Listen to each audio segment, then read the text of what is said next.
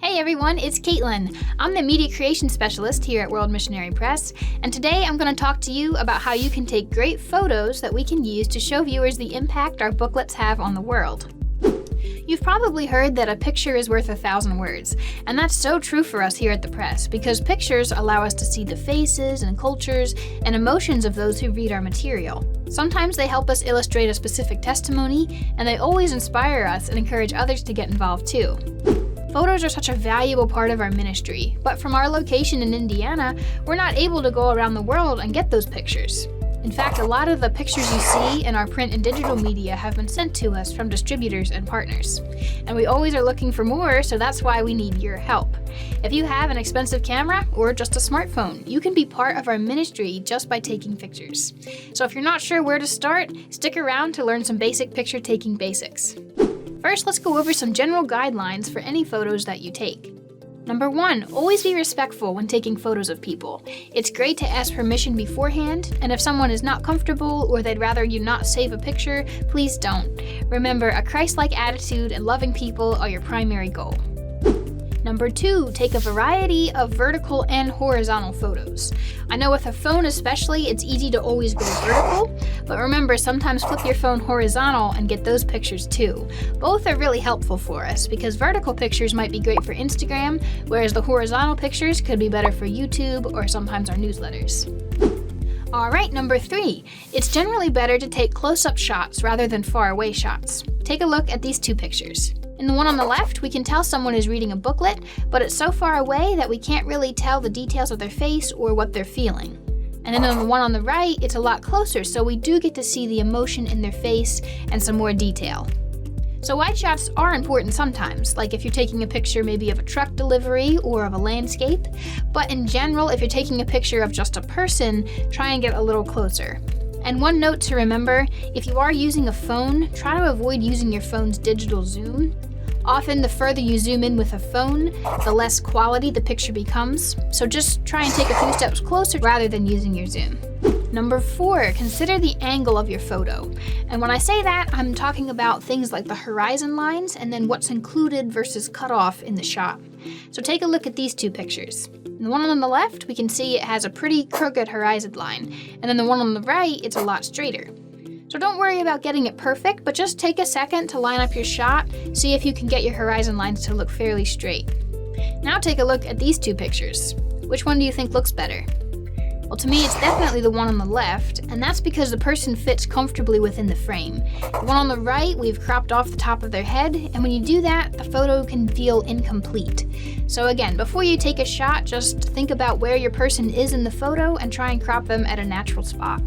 Number 5, try and get eye level with your subject, especially for posed pictures. This simply means making sure your camera is at the same level as their eye line. Pictures from a really high angle or a really low angle can be unflattering. So for example, if you're taking a picture of someone sitting down, try and lean down yourself so you can get your camera more at their level. Number 6, speaking of posed shots, try and get a variety of posed and candid shots. Candid simply means not posed. It's just capturing a moment as it happens. Both are really important for us. Posed shots can be easier to take sometimes and they can be a little clearer, but candid shots are like a window into real life. They can show us an environment or the emotions of an important moment as it's happening. So try and remember to do both. Okay, number 7, this is our last tip, and that is to think about the sun. You've probably been in a picture where the sun was right in your eyes and it didn't turn out so well. But at the same time, maybe you've tried to take a picture of someone standing right in front of a window and you realize the person was really dark, you couldn't really see them at all. The sun is definitely hard to work with sometimes, and so here are a few things you can try. If you're outside, you can try and have your person stand in the shade. That will often take away some of those harsh shadows and it can help your person see better too. If you do need to be out in the sun, and as long as it's not right overhead, try and position it at an angle to your person, so not right in their eyes and also not right behind them. This should avoid them being backlit or squinting in the photo. Okay, that's it for general tips.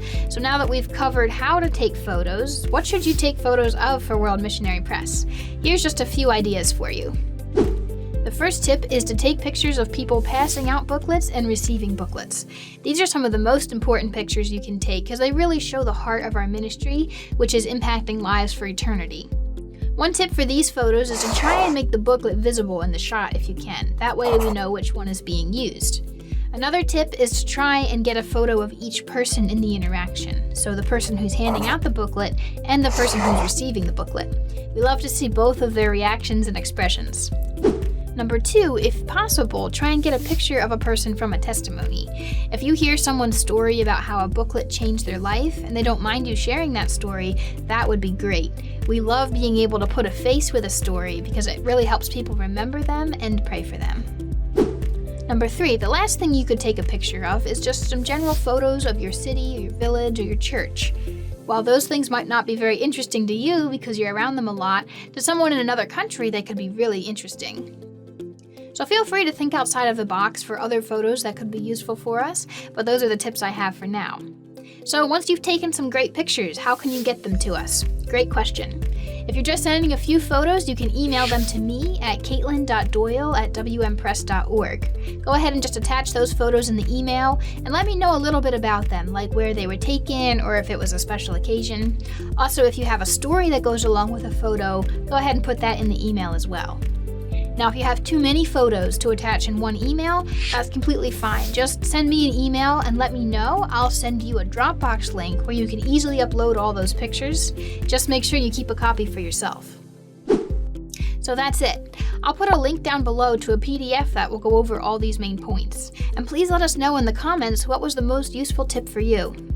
Thanks so much for watching, and we'll see you in the next Ambassador University video.